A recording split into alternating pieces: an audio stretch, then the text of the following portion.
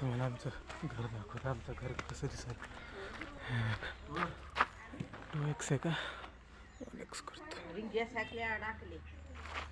हे बघा आमचं घर कसं दिसतं. इथून स्टार्टिंग आहे. सगळं दाखवतं कसं तुम्हाला. खूप उंच घर आहे, मोठं घर आहे. बाहेरून असं दिसतं ते आतमधून खूप भारी. हां आमचं अंगणा.